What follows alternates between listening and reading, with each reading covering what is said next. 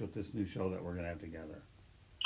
I just think it's going to be fun for people to be able to get a little higher-ended thinking when it comes to looking at teams and situations, from a lot of different perspectives. So I think that's going to have a lot to do with our show.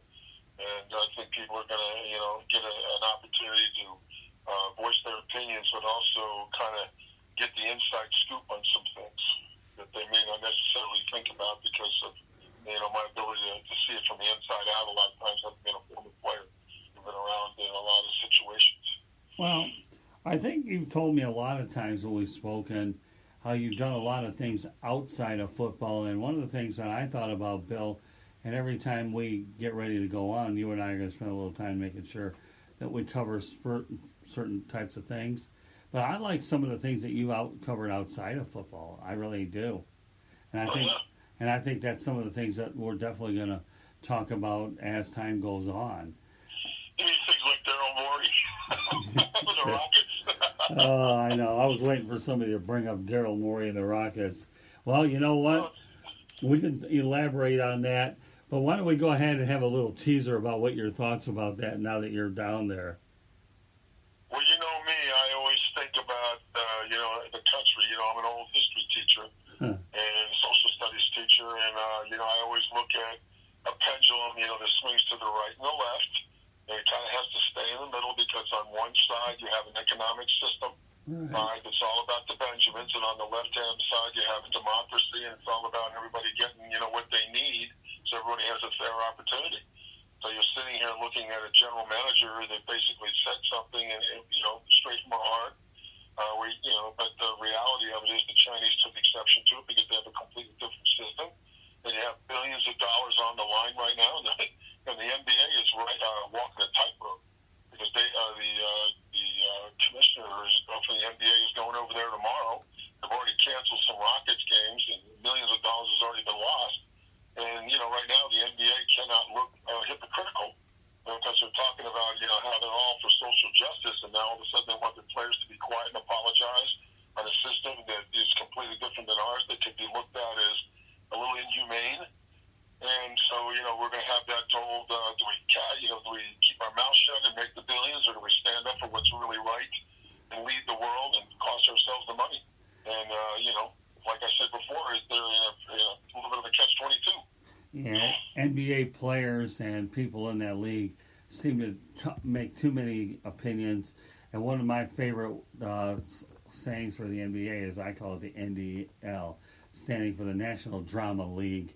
And to be honest with you, I really don't like it. There won't be a lot of NBA talk here. If a good guest were to come along here and there, that would be great. We would definitely welcome them.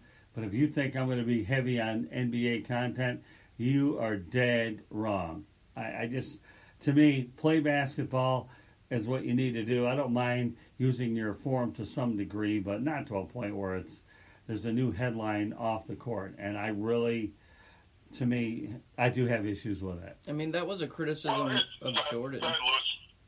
Yeah, thanks, Bill. I mean, that was a criticism of Jordan when he played. I mean, I learned a lot about it. As great as a player as he was, and that discussion of who the greatest basketball player of all time is probably never ending as finding the end of pi. But Jordan, for his career and with the issues going on in China right now, he was kind of lambasted for being a bit neutral. He never really spoke out against social issues, and you kind of expect somebody to have that kind of stature to speak out on something farther important than putting up 30 and 7 steals a night. Well, Louis, let me ask you a question. Go ahead. This is really interesting. Okay, and I'm an older guy, and mm-hmm. I work with young people, so I'm a little bit of an anomaly. And the thing that we have today is we have an accelerator called social media. Mm-hmm. And sometimes when people tweet, it's their opinion, and it could be subject to change. And there's such a reaction instantaneously that I honestly think it's bad sometimes that we have too much information out there. We have too many people saying too much of their opinions.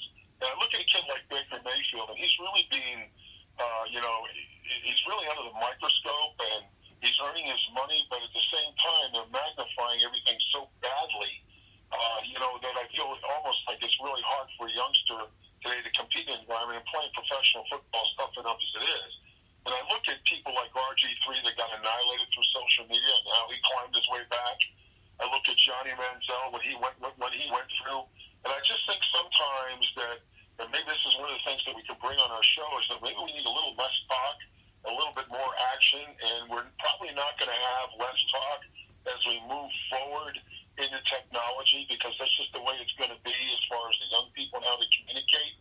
But I also think that, with the stories that we talk about, that people may not be so hard on people because they'll have learned through experience from older people, that maybe we ought to maybe give these people a break a little bit, because some of these things are pretty heavy duty, and I just think that they over-dramatize things a little bit sometimes. So, I just, throw that out at you, Louis, and I wanted to get your thoughts, because I look at a guy like Michael Jordan, and I don't think it was Michael Jordan's, job to give him his voice on and his opinions on politics and all those types of things. And, I used to have, there were people that actually called him an Uncle Tom because he hadn't done enough for the black race, and so you're never going to make everybody happy.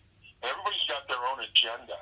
And I just think that one of the things that I hope to do with our show is be able to bring an old school and new school perspective on there, so that people are basically get the right views and make our sports positive moving forward. So it's funny that you mentioned Michael Jordan. And I remember Charles Barkley, saying that, hey, we don't necessarily have to be role models to people. This is a business, that type of thing. So it kind of goes back and forth, like a pendulum. And yeah, they're not necessarily wrong, and there's a lot of commonalities with what you and me, with the viewpoints that you and me hold. I guess what I'm trying to say, and I agree with you about the the microscope that athletes are under. Some people can drown it out, others really can't. Some see it as white noise, and others see it as almost like an auditory hallucination when they're thinking about the things that people have said to them. But I mean, and I agree that sports and politics shouldn't fully coalesce, but at the same time, history has shown us, whether it's Jackie Robinson breaking the color barrier in 1947 or Jesse Owens at the 36 Olympics in Berlin, the two are super closely related. They're there, and the media, they'll get a good story out of it by writing about it, but some athletes can do that and some athletes can't. The neutrality is one thing that Jordan was criticized for, and not that he necessarily had to be like the voice of a generation, but I guess use your stature for things important. You want to talk music, you could say John Lennon did that, and maybe he did it to a degree that worked him in the adverse to where it caused him a demise. But I would argue that people in the public eye should use their stature as a means of doing good. It's not just fulfilling the average Joe's needs of winning you that Super Bowl or that NBA championship or that World Series. But if you can speak on things that matter to people outside of say your isolated community of where you play, it's important. Not that they have to do it, but I would argue that it would make a very big difference given their stature. Louis, I totally agree. The only thing I would say is how it's presented and what platform it's presented in. Absolutely. Okay, I like Colin Kaepernick a lot. I don't disagree with his view, but I think what he did on the sidelines hurt revenues, and there might have been a better way to do it. This is what I'm talking about, the technology accelerating things today, where we got to be really careful, because I really, to some degree, I don't think that the young people today really know the magnitude of social media and their effect on people, because they're still learning how to navigate. Michael Jordan, all those people didn't have that accelerator back then. Mm-hmm. So, yeah, I agree with what you're saying, but at the same time, I think it's how it's presented, what platform, and the maze. And this is maybe one of the things that we can get out of our show, is a way to present things in a way where the people are more effective in getting their voice, their voice heard, and at the same time, it's not so dramatic. Well, that's what we're going to strive for. So, all right, Bill, we got Xavier calling in, so I'll talk to you in the morning, okay? Hey, my pleasure. All right, thank you, Bill. Take care, Bill. Nice meeting you. We'll speak soon. Thank you. Talk to you later. You Bye-bye. bet. Bye. All right, we have Xavier McKnight on the program. Thanks for being on time. We just wrapped up with Bill Winters. Welcome back to the Sports Exchange, Xavier. Well, thanks me, Scott. And I hear you have a very special guest in studio with you as well. Yep, we sure do. He's your new teammate. Get used to him. How's it going, Xavier? Louis Addeo-Weiss here. Nice to meet you, Louis. I've heard great things about you. Looking forward to working with you. Yeah, me as well. The feeling's mutual. Well, Xavier, you definitely have some things you want to air out, so I have a feeling there's a bird that you don't particularly like, and it resides up I-75 up here in your former state. Let's go to it. Oh, yes, those Atlanta Falcons. I woke up Monday morning still trying to figure out how Dan Quinn still has a job. And the record is not necessarily what gets me, Scott, Louis.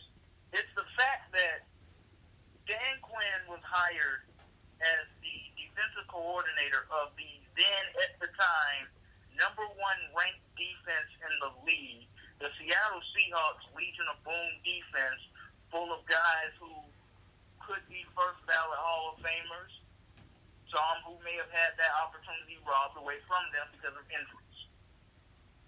And somehow, some way, and hear me out on this one, because the Falcons' previous head coach, Mike Smith, he also had a strong defensive background.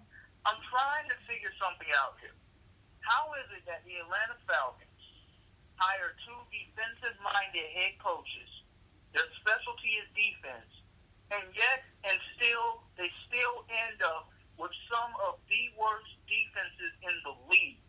I want everyone to understand this for a second.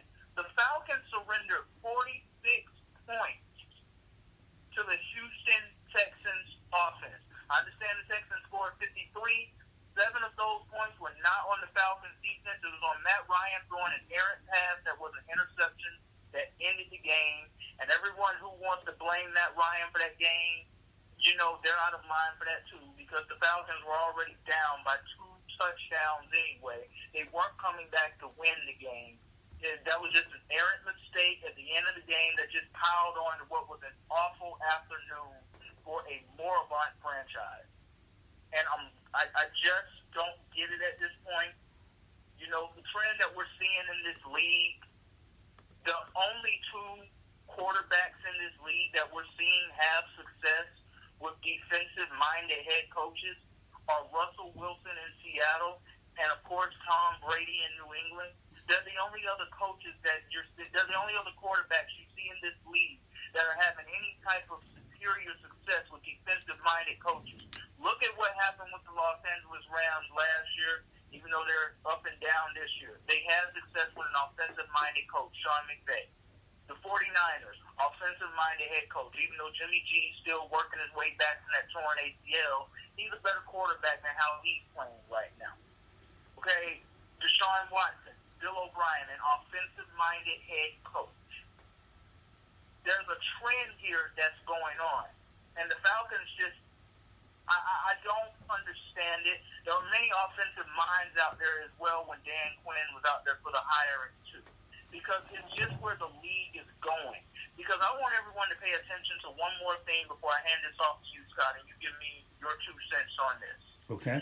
Everyone raved about the Denver Broncos hiring Vic Fangio as the head coach and how that defense had 2 staunch pass rushers in Von Miller and Bradley Chubb, and how with Vic Fangio's defensive mind, it was going to improve the Broncos defense, and the Bears defense was actually going to be hurt a little by that. They weren't going to be the same defense. Well, let's take a look at how the seasons have gone thus far. The Denver Broncos just won their first game of the season against an up-and-down Los Angeles Chargers team that, as far as I'm concerned, they look like they're in a state of a tumultuous state right now. The Melvin Gordon situation, Derwin James isn't there. Phillip Rivers, we don't know exactly what's going on right there.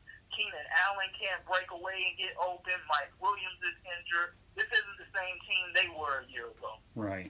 So to me, that was almost a pity party-like win for the Denver Broncos. But as far as their defense goes, the side of the ball that was supposed to carry the team, they've been absolutely terrible. Von Miller has regressed. Bradley Chubb tore his ACL last